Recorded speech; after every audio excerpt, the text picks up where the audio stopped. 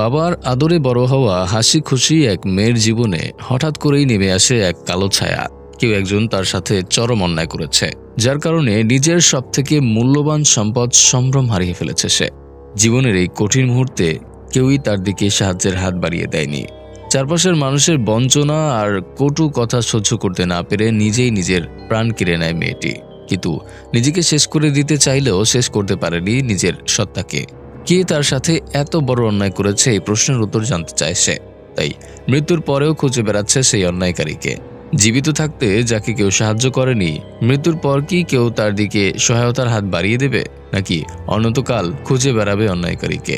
বলছিলাম 2017 সালে রিলিজ হওয়া তামিল ইন্ডাস্ট্রির মুভি রাজু গারি গাথি 2 এর কথা। নাগার্জুনা আক্কিনেনি, সামান্থা রুথ প্রভু, সিরাত কাপুর সহ আরও অনেকেই অভিনয় করেছেন এই মুভিতে। গাইস, সম্পূর্ণ এক্সপ্লেনেশন জুড়ে আমি আরাফাত আছি আপনাদের সাথে। তাহলে আর কথা বাড়াবো না, let's go for the explanation. মুভির শুরুতেই আমরা 3 জন বন্ধুকে দেখতে পাই, আশ্বিন, মনীষ এবং গিরিশ। কলেজ টাইম থেকেই এরা 3 জন বেস্ট ফ্রেন্ড। ওরা একসাথে রিসোর্ট বিজনেস স্টার্ট করার প্ল্যান করেছে। তাই 3 জন মিলে সমুদ্র পাড়ের একটা পুরনো রিসোর্ট কিনে নেয় এবং দ্রুত রিসোর্টটা ওপেন করে দেয়। 3 জন মিলেই রিসোর্ট ম্যানেজমেন্ট করছিল। কেউ অ্যাকাউন্ট ম্যানেজমেন্ট করছিল, কেউ কাস্টমার সার্ভিসের খেয়াল রাখছিল। তবে গিরিশ এবং মনীষ দায়িত্ব পালনের থেকে বেশি এনজয় করছিল।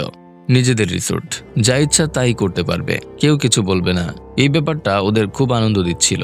কিন্তু আশ্বিন ওদের মতো না, সে কাজ নিয়ে অনেক বেশি সিরিয়াস। দায়িত্ব পালনের পাশাপাশি সে প্রতিদিন সকালে রিসোর্টে আসা গেস্টদের ড্যান্স যোগা করায়। রিসোর্ট ওপেনিং এর দিনই একদল মেয়ে ঘুরতে এসেছে, তাদের মধ্যে একজন সুহানিসা। গিরিশ এবং মনীষ দুজনই সুযোগ পেলে এই সুহানিসার সাথে ফ্লার্ট করে। নিশাও একটু চিপকু টাইপ মেয়ে, সেও দুজনকেই সমানভাবে প্রশ্রয় দিচ্ছিল। যখন যে ডেট করে ডাকে তখন তার সাথেই চলে যায়। একদিন গিরিশ একটা সায়েন্স ফিকশন বইয়ের ডিসকাশন করার জন্য নিশাকে নিজের রুমে নিয়ে যায়। সেখানে সে নিশাকে ড্রিঙ্কস অফার করে এবং নিশার সাথে ফ্লার্ট করতে শুরু করে। নিশার সাথে বন্ডিং ভালো করার জন্য সে নিশার ছবি তুলে দিতে চায়। ছবি তোলার কথা শুনে নিশাও এক্সাইটেড হয়ে পোজ দিতে শুরু করে। কিন্তু ছবি তুলতে গিয়ে গিরিশ খেয়াল করে ক্যামেরায় নিশাকে দেখা যাচ্ছে না, শুধুমাত্র ব্যাকগ্রাউন্ডই দেখা যাচ্ছে। গিরিশ ক্যামেরার লেন্স ক্লিন করে আবারও ট্রাই করে, কিন্তু বারবার একই ঘটনা ঘটে। গিরিশ প্রচন্ড ভয় পেয়ে যায়। সে দৌড়ে চলে যায় আশ্বিন এবং মনীষের কাছে। ওদেরকে বলে নিশা আসলে মানুষ নয়, সে একটা ভূত। গিরিশের কথা শুনে ওরা দুজন নিশাকে দেখতে আসে, কিন্তু অতিরিক্ত ড্রিঙ্কস করার কারণে এইটুকু সময়ের মধ্যে নিশা ঘুমিয়ে পড়ে। নিশাকে দেখে আশ্বিন এবং মনীষ বলে, কোথায় ভূত দেখলি? গিরিশ আশ্বিনকে বলে, নিশার ছবি তোল, তাহলেই বুঝতে পারবি। আশ্বিন ফোন বের করে নিশার ছবি তোলে। স্বাভাবিক মানুষের মতোই নিশার ছবি ক্যাপচার হয়। গিরিশ ওদেরকে বোঝানোর চেষ্টা করে কিছুক্ষণ আগেও ক্যামেরায় নিশাকে ক্যাপচার করা যাচ্ছিল না, কিন্তু ওরা কেউই গিরিশের কথা বিশ্বাস করে না। উল্টো গিরিশের উপর বিরক্ত হয়ে আশ্বিন বলে, এসব বাজে বাজে কথা বাদ দিয়ে নিশাকে ওর রুমে রেখে আসার ব্যবস্থা কর। তখন মনীষ বলে, নিশার দায়িত্ব আমার, ওকে আমি সময় মতো পৌঁছে দিয়ে আসবো, তোরা যার যার কাজে চলে যা। আশ্বিন এবং গিরিশ চলে যাওয়ার পর আমরা দেখতে পাই মিররে শুধুমাত্র মনীষকে দেখা যাচ্ছিল। নিশার কোনো রিফ্লেকশন মিররে ছিল না, কিন্তু মনীষ এই ব্যাপারটা খেয়াল করে না। পরের দিন সকালে নিশা সবার সাথে ড্যান্স যোগা করে। ওই সময় গিরিশ ফোন বের করে নিশাকে ক্যাপচার করতে শুরু করে। এবার স্বাভাবিকভাবেই ছবি ক্যাপচার হয়। এটা দেখে গিরিশ একটু অবাক হয়ে ভাবতে থাকে, এখন তো সবই ঠিক আছে, তাহলে কাল কেন এরকম অদ্ভুত ঘটনা ঘটলো? কিছুক্ষণ পর নিশা গিরিশের সাথে কথা বলার জন্য এগিয়ে আসলে গিরিশ ভয়ে সেখান থেকে পালিয়ে যায়। তখন নিশা মনীষের কাছে জানতে চায় গিরিশ কেন এভাবে পালিয়ে গেল। মনীষ বলে, ও আসলে তোমাকে ভূত ভাবছে। নিশা যেন গিরিশকে বাদ দিয়ে শুধু তার সাথেই ডেট করে, এর জন্য সে বানিয়ে বানিয়ে নিশাকে বলে, গিরিশ আসলে তোমাকে পছন্দ করে না, ও বলেছে তুমি জোর করে ওর সাথে ডেট করছো। এ কথা শুনে নিশা একটু রেগে যায় এবং গিরিশকে জেলাস করানোর জন্য মনীষের সাথে ডেট করতে শুরু করে। ওই দিন রাতের বেলা নিশা মনীষকে কল করে। যেহেতু নিশার উপর গিরিশের একটু সন্দেহ তৈরি হয়েছে, তাই সত্যি নিশা কল করেছে কিনা চেক করতে যায় সে। গিরিশ নিশার রুমের জানালায় উকি দিয়ে দেখে নিশা ঘুমাচ্ছে, তার ফোনটা তার পাশেই রাখা। হঠাৎ গিরিশ খেয়াল করে নিশার ফোনটা একা একা উপরের দিকে উঠছে। এরপর রুমের ফটো ফ্রেমগুলো একা একা ঘুরতে শুরু করে। কিছুক্ষণ পর রুমের ক্যান্ডেলগুলো সব একসাথে নিভে যায়। এসব দেখে গিরিশ দ্রুত মনীষের কাছে গিয়ে বলে, ফোন কেটে দে, তুই যার সাথে কথা বলছিস সে নিশা নয়। কিন্তু মনীষ গিরিশের কথা বিশ্বাস করে না। তখনই হঠাৎ ফোনের অপর প্রান্তে অদ্ভুত সুরে একটা গান বাজতে শুরু করে। এটা দেখে ভয় পেয়ে মনীষ কল কেটে দেওয়ার চেষ্টা করে, কিন্তু কিছুতেই কল ডিসকানেক্ট হয় না। এর মাঝে নিশা চলে আসে সে কোনো দিকে না তাকিয়ে সোজা মনীষ এবং গিরিশের দিকে এগিয়ে আসতে শুরু করে। তখন গিরিশ মনীষকে নিয়ে সেখান থেকে পালিয়ে যায়। পরের দিন মনীষ এবং গিরিশ রিসোর্টের কেয়ারটেকার রেনুকে ডেকে জানতে চায় অতীতে এই রিসোর্টে কোনো সুইসাইড কিংবা মার্ডারের ঘটনা ঘটেছিল কিনা। ওদের কথা শুনে রিসোর্টের একজন শেফ বলে, এরকম কোনো ঘটনা ঘটলে তো নিউজ পেপারে প্রকাশ করা হতো। কখনো কি এরকম কোনো নিউজে দেখেছেন? আপনারা অযথাই চিন্তা করছেন, এখানে কোনো ভূত প্রেত নেই। শেফের কথায় গিরিশ এবং মনীষের সন্দেহ দূর হয় না, তাই ওরা এই ব্যাপারে কথা বলার জন্য সেখানকার চার্চের ফাদারের কাছে যায়। ফাদারকে রিসোর্টের ভৌতিক ঘটনার ব্যাপারে জানালে ফাদার বলে রিসোর্টের শুদ্ধিকরণ করতে হবে। কিন্তু আশ্বিন যখন জানতে পারে গিরিশ এবং মনীষ ফাদারের কাছে গিয়ে রিসোর্টের ভূতের গল্প বলেছে, সে প্রচণ্ড রাগারাগি করে। আশ্বিন বলে, আমরা কত কষ্ট করে টাকা ম্যানেজ করে এই রিসোর্টটা কিনে নিয়েছি, এখন যদি আমরা নিজেরাই প্রচার করি এই রিসোর্টে ভূত আছে, তাহলে কোনো কাস্টমার এখানে আসবে না। মনীষ এবং গিরিশ ক্ষমা চেয়ে বলে, আমরা আর কাউকে এ ব্যাপারে বলবো না, কিন্তু এখানে যে ভূত আছে এটা পুরোপুরি সত্য। এই কথা শুনে আশ্বিন প্রচণ্ড রেগে গিয়ে হাতে থাকা ড্রিঙ্কসের বোতল ছুঁড়ে মারে এবং বলে, এই রিসোর্টে তো আমিও আছি, কই, আমি তো আজ পর্যন্ত কোনো ভূত দেখতে পেলাম না। আশ্বিন চলে যাওয়ার পর মনীষ এবং গিরিশ খেয়াল করে ভাঙা টুকরোগুলো একা একা নড়ছে। ওরা প্রচণ্ড ভয় পেয়ে যায়। আর ঠিক তখনই রিসোর্টের ভেতর থেকে আশ্বিনের চিৎকারের আওয়াজ ভেসে আসে। ওরা দ্রুত আশ্বিনের রুমে যায়। ওরা ভেবেছিল এবার হয়তো আশ্বিন ভূত দেখেছে, কিন্তু আশ্বিন আসলে ওদের সাথে একটু মজা করার জন্য নিজেই ভূত সেজে ওদেরকে ভয় দেখায়। কিন্তু ওরা সত্যিকারের ভূত ভেবে ভয়ে অজ্ঞান হয়ে যায়। পরের দিন গিরিশ এবং মনীষ সিদ্ধান্ত নেয় রিসোর্ট বিক্রি করে দিয়ে নিজেদের শেয়ার বুঝে নিয়ে চলে যাবে। একথা শুনে আশ্বিন বলে, তোদের উপর ভরসা করে আমি আমার পরিবারের অমতে রিসোর্টের বিজনেস শুরু করেছি।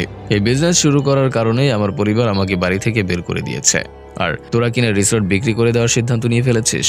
এই সিচুয়েশনে তোরা যদি আমাকে সাপোর্ট না করিস তাহলে আমি কিভাবে বাঁচবো? আশ্বিনের কথা শুনে মনীষ এবং গিরিশ ইমোশনাল হয়ে যায় এবং রিসোর্ট বিক্রি করার সিদ্ধান্ত ক্যান্সেল করে দেয়। এরপর আশ্বিন নিজের রুমে গিয়ে ভিডিও কলে গার্লফ্রেন্ডের সাথে কথা বলতে শুরু করে। ওই সময় সে ফোনের স্ক্রিনে অদ্ভুত কিছু দেখতে পায়। হঠাৎ ফোনের স্ক্রিন ব্লিঙ্ক করতে শুরু করে। আশ্বিন বিরক্ত হয়ে কল কেটে দিয়ে রুম থেকে বের হতেই যাবে, তখনই খেয়াল করে রুমের জানালার পর্দাগুলো অদ্ভুতভাবে উঠছে। আশ্বিন ভয়ে ভয়ে জানালার দিকে এগিয়ে গেলে দেখতে পায় সমুদ্রের কিনারায় একটা মেয়ে দাঁড়িয়ে আছে। ধীরে ধীরে মেয়েটা পানিতে পরিণত হয়ে সমুদ্রের সাথে মিশে যায়।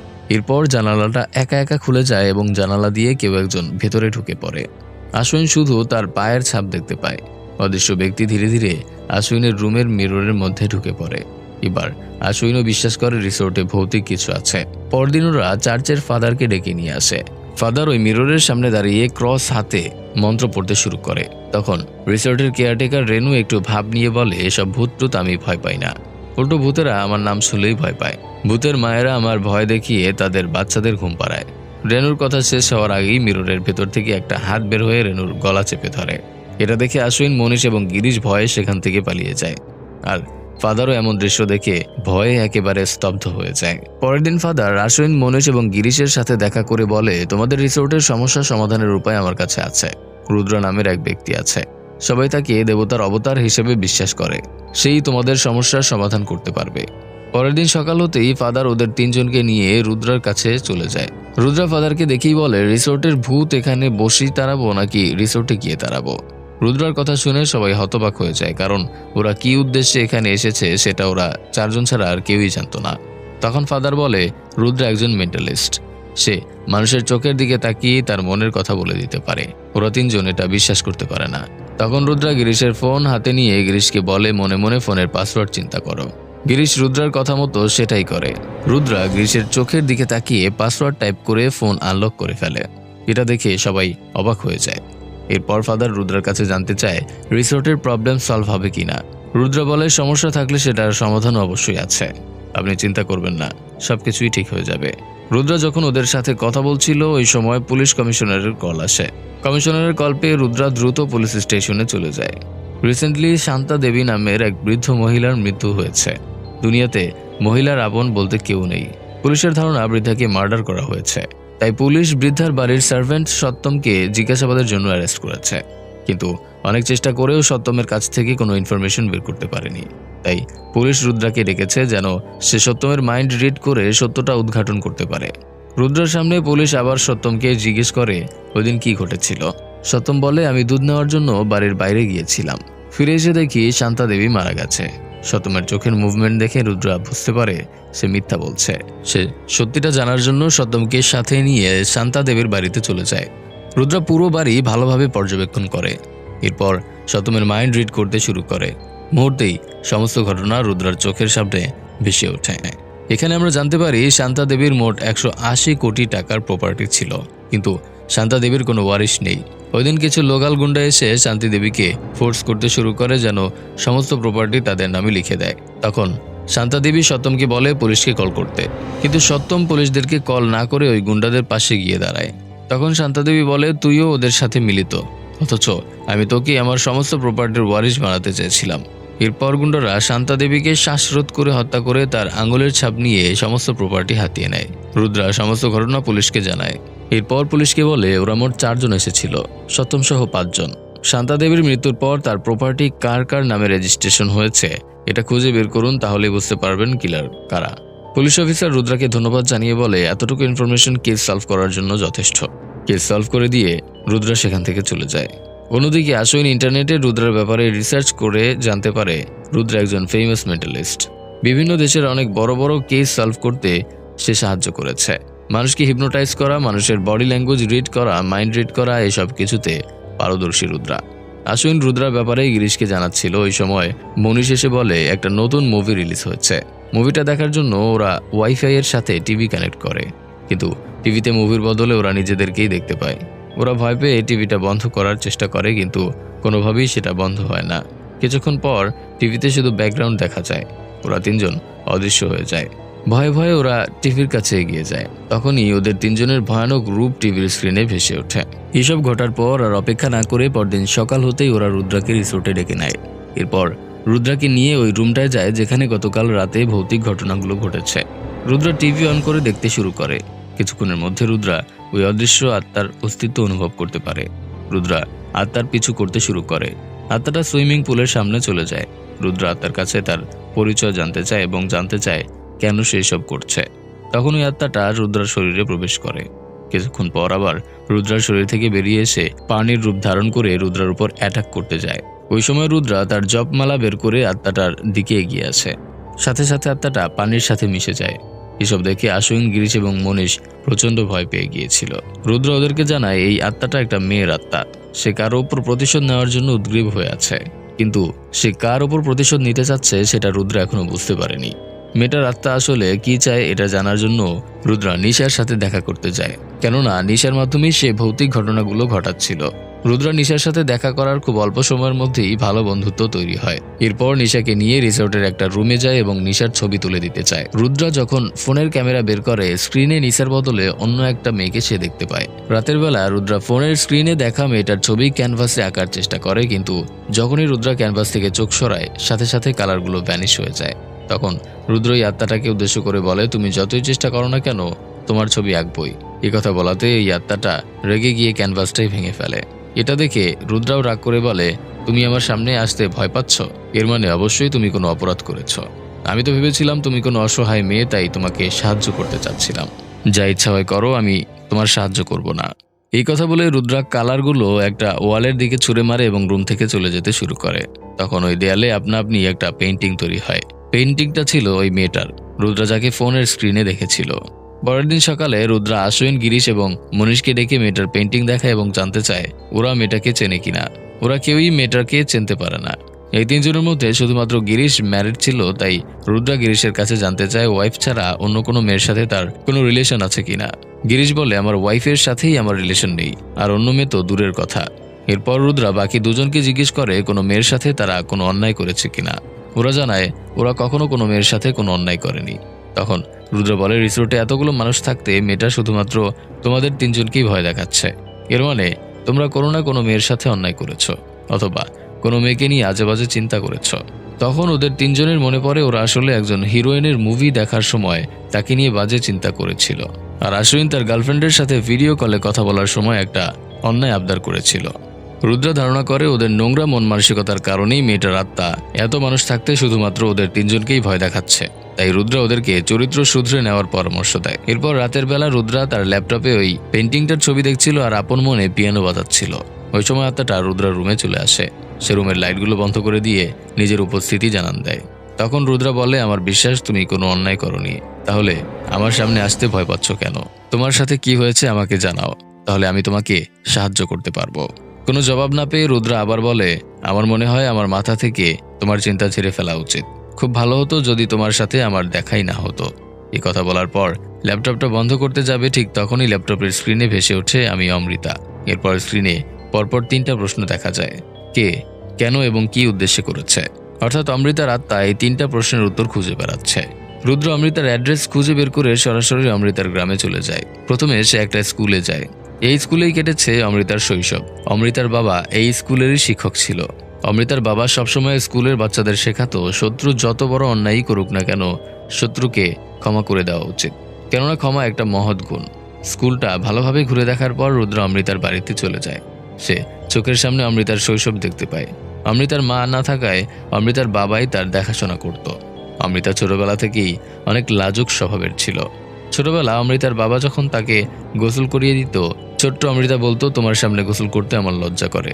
যেহেতু অমৃতার আপন বলতে আর কেউ ছিল না, তাই অমৃতার বাবা নিজের চোখ বেঁধে অমৃতাকে গোসল করিয়ে দিত। ছোটবেলা থেকেই অমৃতার স্বপ্ন ছিল সে একজন আইনজীবী হবে। তাই বড় হওয়ার পর সে ল কলেজে অ্যাডমিশন নেয়। সেখানে প্রতিটা এক্সামে অমৃতা টপ করে। কলেজের টিচারদের কাছে অমৃতা ছিল বেস্ট স্টুডেন্ট। এ কারণেই সবাই তাকে অনেক স্নেহ করত। রুদ্র অমৃতার কলেজে গিয়ে অমৃতার ব্যাপারে খোঁজখবর নেয়। কলেজের টিচার, স্টুডেন্ট এবং ক্লার্ক সবার সাথে কথা বলার পর অমৃতার সাথে হওয়া অন্যায়ের ব্যাপারে সে জানতে পারে। এরপর রুদ্রা রিসোর্টে ফিরে এসে মনীষ, গিরিশ এবং আশুইনকে জানায় অমৃতার সাথে যে অন্যায়টা হয়েছে সেটা এই রিসোর্টেই হয়েছে। শুধু তাই নয়, ওরা 3জন রিসোর্টের যে রুমটায় থাকে ওই রুমেই হয়েছে। ওরা 3জন কিছুই বুঝতে পারছিল না। তখন রুদ্রা ওদেরকে একটা ভিডিও দেখায়। এটা মূলত অমৃতার গোসলের ভিডিও। কেউ একজন গোপনে তার গোসলের ভিডিও ধারণ করে ভাইরাল করে দিয়েছিল। এই ভিডিওটা ধারণ করা হয়েছিল এই রুমেরই ওয়াশরুমে। এই কারণে নিজের প্রশ্নের উত্তরগুলো জানার জন্য অমৃতার আত্মা এই রিসোর্টে ঘোরাফেরা করছে। আজ থেকে 1 বছর আগে অমৃতা তার ফ্রেন্ডদের সাথে পিকনিক করতে এই রিসোর্টে এসেছিল। সে সময় এই ঘটনাটা ঘটেছিল। ঘটনার ঠিক 4 দিন পরে অমৃতা সুইসাইড করেছিল। এই কথা শুনে মনীষ বলে, এত সামান্য কারণে সুইসাইড করার কি প্রয়োজন ছিল? রুদ্রা বলে, যারা ইন্টারনেটে এসব ভিডিও দেখে তাদের কাছে এটা খুবই সামান্য একটা ব্যাপার, কিন্তু একটা সাধারণ পরিবারের মেয়ের জন্য এর থেকে লজ্জার বিষয় আর কিছুই নেই। এখানে আমরা ফ্ল্যাশব্যাকে দেখতে পাই অমৃতার ওই ভিডিওটা ভাইরাল হওয়ার পর থেকে কলেজের কেউ তার সাথে ভালোভাবে কথা বলতো না। ছেলেরা অমৃতাকে দেখলেই বাজে মন্তব্য করত, সেই সাথে আজে বাজে প্রস্তাবও দিত। এসবের কারণে অমৃতা অনেক বেশি ডিপ্রেসড হয়ে পড়েছিল। কলেজে যেমন সবাই অমৃতাকে হেয় করত, তেমনি গ্রামের মানুষগুলো অমৃতার বাবাকে আজে বাজে কথা বলতো। স্কুলের বাচ্চাদের অভিভাবকরা অমৃতার বাবাকে কটাক্ষ করে বলতো যে নিজের মেয়েকে সামলাতে পারেনি, সে আমাদের বাচ্চাকে কি শিক্ষা দেবে। এমনকি স্কুলের প্রিন্সিপাল এসেও অমৃতার বাবাকে বলেছিল, তোমার মেয়ের এরকম ভিডিও দেখতে হবে আমি কখনো কল্পনাও করতে পারিনি। তখন অমৃতার বাবা কাঁদতে কাঁদতে বলে, আমার মেয়ে কখনো ইচ্ছা করে এরকম কাজ করবে না। যে মেয়ে ছোটবেলায় বাবার চোখ বেঁধে দিয়ে গোসল করতো, সেই মেয়ের গোসলের ভিডিও এখন পুরো দুনিয়ার সামনে। এই ব্যাপারটা অমৃতার বাবা সহ্য করতে না পেরে হার্ট অ্যাটাক করে, সাথে সাথেই মৃত্যু হয় তার। বাবার মৃত্যুর খবর শুনে অমৃতা গ্রামে ফিরে আসে। গ্রামের মহিলারা অমৃতাকে দেখেই আজেবাজে কথা বলতে শুরু করে। অমৃতা বাবার মৃতদেহের পাশে বসে কাঁদতে কাঁদতে বলে, আমি কোনো অপরাধ করিনি। ছোট থেকে আমি জেনে এসেছি যা কিছুই হোক না কেন তুমি আমার পাশে থাকবে, কিন্তু আজ তুমি আমাকে একা করে দিয়ে চলে গেলে। বাবার মৃত্যুর শোক আর সমাজের মানুষের ঘৃণা কিছুতেই কাটিয়ে উঠতে পারেনি অমৃতা। ডিপ্রেশনে পড়ে সে ল কলেজের একটা বিল্ডিং এর ছাদ থেকে লাফিয়ে আত্মহত্যা করে। সিন প্রেজেন্টে চলে আসে। আশুইন রুদ্রার কাছে জানতে চায়, এরকম একটা মেয়ের সাথে এত বড় অন্যায় কি করেছে? রুদ্রা বলে, আমি জানি না, কিন্তু আমাকে এই প্রশ্নের উত্তর খুঁজে বের করতে হবে। পরের দিন রুদ্রা ল কলেজের ওই জায়গাটায় যায় যেখানে অমৃতার মৃত্যু হয়েছে। রুদ্রা ওই জায়গাটা ভালোভাবে পর্যবেক্ষণ করছিল। ওই সময় কলেজের একটা ছেলে কটাক্ষ করে বলে, অমৃতার কেস ইনভেস্টিগেশন করতে এসেছেন নাকি? কি দরকার ছিল মেয়েটার সুইসাইড করার? তার থেকে আমাদের সাথে সময় কাটাতো, আমরা এনজয় করতাম, সেও এনজয় করতো। এই কথা শুনে রুদ্রা প্রচণ্ড রেগে গিয়ে কলেজের সবার সামনে ছেলেটাকে বিবস্ত্র করে। এতে ছেলেটা প্রচুর লজ্জা পায়। তখন রুদ্রা বলে, ছেলে হয়েও তুই যদি এত লজ্জিত হস, তাহলে একটা মেয়ের জন্য এটা কতটা অপমানজনক চিন্তা করে দেখ। যেই মেয়েটা আর বেঁচে নেই তাকে নিয়েও আজে বাজে কথা বলতে তোর দ্বিধা হচ্ছে না। তোর মতো পুরুষের তো বেঁচে থাকার কোনো অধিকার নেই। কোনো মেয়েকে নিয়ে বাজে মন্তব্য করার আগে নিজের মায়ের কথা একবার ভেবে নিবি। নিজের মাকে যদি সম্মান করে থাকিস তাহলে অন্য কোনো মেয়েকেও অসম্মান করতে পারবি না। এরপর রুদ্রা পুলিশের হেল্প নিয়ে অমৃতার কেসের ইনভেস্টিগেশন শুরু করে। রুদ্রা কলেজের লাইব্রেরি রুমের প্রতিটা কর্নারে ক্যামেরা সেট করে। ওই দিন অমৃতার সাথে যারা যারা রিসোর্টে গিয়েছিল রুদ্রা তাদের সবাইকে লাইব্রেরি রুমে একত্রিত করে। এরপর সবাইকে উদ্দেশ্য করে বলে, গত বছর অমৃতা নামের একটা মেয়ে সুইসাইড করেছে, তার মৃত্যুর জন্য তোমাদের মতো কেউ একজন দায়ী। কিন্তু অপরাধী অনেক চতুর, তাই সে আজ পর্যন্ত পুলিশের হাতে ধরা পড়েনি। তবে যত চালাকি হও না কেন, আমার হাত থেকে বাঁচতে পারবে না। এরপর রুদ্র অপারেটর রুমে গিয়ে আলাদা আলাদাভাবে প্রতিটা স্টুডেন্টের এক্সপ্রেশন খেয়াল করে। রুদ্রার কথা শুনে যারা যারা ঘাবড়ে গিয়েছিল তাদেরকে রেখে বাকিগুলোকে চলে যেতে বলে। যারা যারা ঘাবড়ে গিয়েছিল রুদ্রা তাদেরকে এক এক করে ডেকে জিজ্ঞাসাবাদ করতে শুরু করে। এদের মধ্যে একজন হলো প্রিন্সিপালের মেয়ে। মেয়েটার নাম কিরণ। কলেজের হোস্টেলে সে অমৃতার রুমমেট ছিল। কিরণের সাথে কথা বলে রুদ্রার একটু সন্দেহ হয়। সে কিরণের কাছে তার বয়ফ্রেন্ডের ব্যাপারে জানতে চায়। কিরণ অস্বীকার করে বলে, আমার কোনো বয়ফ্রেন্ড নেই। তখন রুদ্রা বলে, আমি যেদিন প্রথমবার কলেজে এসেছিলাম একটা ছেলের সাথে তোমাকে দেখেছিলাম। কিরণ বলে, ও আমার ক্লাসমেট নান্দু। রুদ্রা নান্দুকে ডেকে কথা বলে, কিন্তু তার কথাবার্তায় সন্দেহজনক কিছু পায় না। এরপর রুদ্রা আবারও কিরণের সাথে কথা বলে। রুদ্রা কিরণের ফোন আনলক করার প্যাটার্ন জানতে চায়। কিরণ প্যাটার্ন দিতে রাজি হয় না। তখন রুদ্রা কিরণের মাইন্ড রিড করে ফোন আনলক করে ফেলে। ফোনের প্যাটার্ন ছিল নান্দুর নামের প্রথম ওয়ার্ড এন।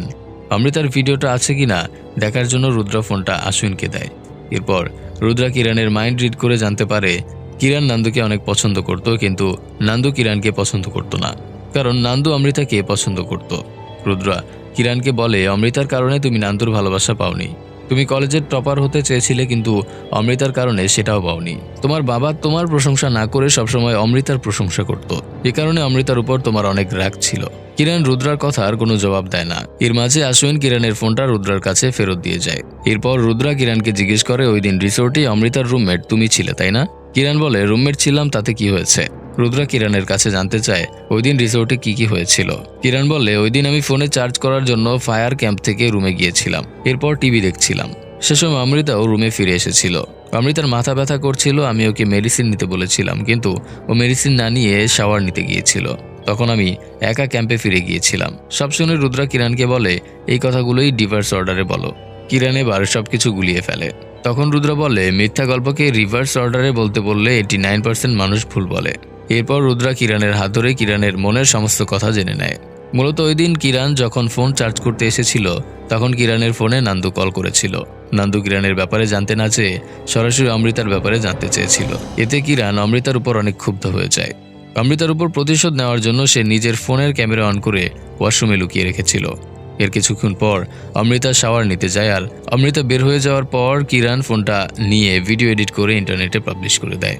এসব শুনে কিরণের বাবা অর্থাৎ কলেজের প্রিন্সিপাল রুদ্রের উপর রাগারাগি করতে শুরু করে। সে বিশ্বাস করতে পারে না তার মেয়ে এরকম একটা জঘন্য কাজ করেছে।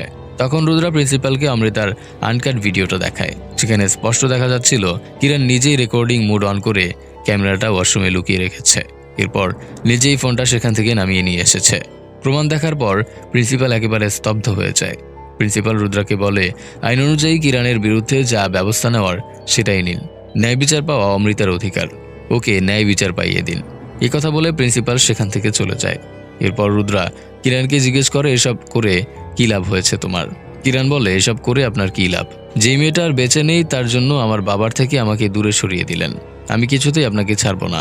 কিরণের কথা শেষ হওয়ার আগেই টেবিলের উপরে থাকা গ্লাসটা কাঁপতে শুরু করে, অর্থাৎ অমৃতা চলে এসেছে। যে প্রশ্নের উত্তর জানার জন্য অমৃতার আত্মা 1 বছর ঘুরে বেড়াচ্ছিল, আজ সেই প্রশ্নের উত্তর পেয়ে গেছে। এবার অমৃতা নিজের রূপ ধারণ করে কিরণ এবং রুদ্রার সামনে নিজেকে প্রকাশ করে। অমৃতা কিরণকে বলে, মা ছাড়া একটা মেয়ের কাছে তার বাবাই সবকিছু হয়। আমার বাবা আমার পৃথিবী ছিল, তুমি আমার কাছ থেকে সেই বাবাকেই কেড়ে নিয়েছ।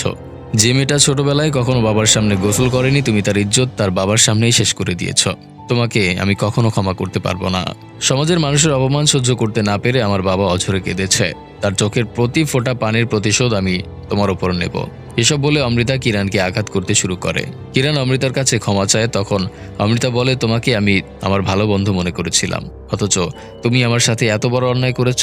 আমাদের সমাজের মেয়েরা সবসময় পুরুষদের থেকে নিজেদের নিরাপদ রাখার চেষ্টা করে, সেখানে তুমি মেয়ে হয়ে আরেক মেয়ের এত বড় সর্বনাশ করলে, তাহলে মেয়েরা কাকে বিশ্বাস করবে? আমার বাবা আমাকে নিয়ে অনেক স্বপ্ন দেখেছিল, আমি তার স্বপ্নগুলো পূরণ করতে চেয়েছিলাম, কিন্তু তুমি আমাকে বাঁচতে দাওনি, তাই তোমারও বেঁচে থাকার কোনো অধিকার নেই। অমৃতা কিরণকে প্রাণে মেরে ফেলতে যাবে তখনই রুদ্রা অমৃতাকে তার বাবার বলা কথা মনে করিয়ে দেয়, যেগুলো ছোটবেলায় তার বাবা তাকে শিখিয়েছিল। রুদ্র অমৃতার বাবার ভয়েস নকল করে বলে, শত্রু যত বড় অন্যায় করুক না কেন তাকে ক্ষমা করে দেওয়া উচিত, কেননা ক্ষমা মহৎ গুণ। বাবার ভয়েস শুনে অমৃতা একেবারে শান্ত হয়ে যায়। রুদ্র অমৃতাকে বলে, প্রতিকূল পরিবেশে বেঁচে থাকার জন্য সাহসের প্রয়োজন হয়। তোমার মধ্যে সেই সাহসটা ছিল না, তাই তুমি তোমার নিজের জীবন নিজেই কেড়ে নিয়েছ। অমৃতা বলে, আমার বাবা চলে যাওয়ার পর এই নিঃসঙ্গ জীবনের সম্মুখীন হওয়ার সাহস আমার ছিল না, তাই আমি আত্মহত্যা করার সিদ্ধান্ত নিয়েছিলাম। রুদ্রা বলে, মানুষ আত্মহত্যা করার জন্য শত শত কারণ খুঁজে বের করে, কিন্তু মৃত্যুর জন্য কারণটা না খুঁজে যদি বেঁচে থাকার জন্য একটা লক্ষ্য নির্ধারণ করত, তাহলে পরিস্থিতি যতই কঠিন হোক না কেন সেটা মোকাবেলা করতে পারত। জন্মের শুরু থেকেই মানুষকে প্রতিকূল পরিবেশের সাথেই লড়াই করে বেঁচে থাকতে হয়, এটাই মানুষের নিয়তি। একটা শিশু যখন মায়ের গর্ভে থাকে তখন খুব ছোট্ট একটা পরিসরে বেড়ে ওঠে, নানা প্রতিকূলতা অতিক্রম করে সে ভূমিষ্ঠ হয়, কারণ তার লক্ষ্য থাকে সে পৃথিবী দেখবে। মানুষের জীবনে যদি দুঃখ না আসে তাহলে সুখের মর্যাদা মানুষ কখনো বুঝতেই পারবে না। জীবনের আনন্দের সাথে সাথে দুঃখ থাকবে, দুটোকে ব্যালেন্স করেই জীবনে টিকে থাকতে হয়, এটাই আমাদের জীবন। আজ কিরণ তার ভুল বুঝতে পেরেছে, ওর চোখে মুখে অপরাধ বোধের গ্লানি, এটাই তোমার জন্য সবথেকে বড় পাওয়া, তাই কিরণকে ক্ষমা করে দাও। রুদ্রার কথা মতো অমৃতা কিরণকে ক্ষমা করে দেয়। এরপর রুদ্রাকে ধন্যবাদ জানিয়ে বলে, আজকালকার যুগে মানুষ মানুষকেই সাহায্য করতে এগিয়ে আসে না, আর আপনি একজন মৃত মানুষের আত্মাকে সাহায্য করেছেন, এর জন্য আপনাকে অনেক ধন্যবাদ। রুদ্রা বলে, এবার তুমি খুশি মনে তোমার বাবার কাছে ফিরে যাও। অমৃতার আত্মা রুদ্রাকে কৃতজ্ঞতা জানিয়ে চলে যায় যেখানে তার থাকার কথা। অমৃতা চলে যাওয়ার পর গিরিশ, মনীষ এবং আশয়নের রিসোর্টের সমস্যার সমাধান হয়ে যায়, তাই তাদের বিজনেসটা খুব ভালোভাবেই চলতে থাকে, আর মুভিটি এখানেই শেষ হয়ে যায়। গাইস, অমৃতার সাথে যেটা হয়েছে সেটা অবশ্যই অনেক বড় অন্যায়, কিন্তু সে চাইলে জীবিত থেকেও অন্যায়কারীকে খুঁজে বের করে শাস্তি দিতে পারত, কিন্তু সেটা না করে অমৃতা মৃত্যুকে সমাধান হিসেবে বেছে নিয়েছে। অমৃতার মতো আমরা আমাদের জীবনের সামান্য পরাজয়ই হতাশ হয়ে পড়ি। ভালোবাসায় ব্যর্থ হলে কিংবা পরীক্ষায় ভালো রেজাল্ট করতে না পারলে আমরা ভাবি আমাদের জীবন বোধহয় এখানেই শেষ। বিশেষ করে বর্তমান সময়ে প্রায়ই দেখা যায় বাবা মা সন্তানকে শাসন করছে বলে সন্তান আত্মহত্যা করেছে, কিংবা স্মার্টফোন কিনে না দেওয়ার মতো তুচ্ছ কারণেও ছেলেমেয়েরা বাবা মায়ের উপর রাগ করে আত্মহত্যা করছে। জীবনে টিকে থাকার থেকে জীবন দেওয়াটাই আমাদের কাছে সহজ হয়ে গেছে, অথচ সামান্য প্রতিকূলতার সাথে লড়াই করতে পারলে জীবন কতটা সুন্দর হতে পারত এই উপলব্ধিটা আমরা করতে পারি না। চলুন পরাজয়ের গ্লানি দূর করার জন্য জীবন শেষ করে দেওয়ার কারণ না খুঁজে বেঁচে থাকার জন্য একটা লক্ষ্য নির্ধারণ করি, স্রষ্টার দেওয়া সুন্দর জীবনটাকে আরও বেশি সুন্দর করে তুলি। গাইস, দেখা হচ্ছে পরবর্তী ভিডিওতে, সে পর্যন্ত ভালো থাকুন, সুস্থ থাকুন আর বেঁচে থাকুন।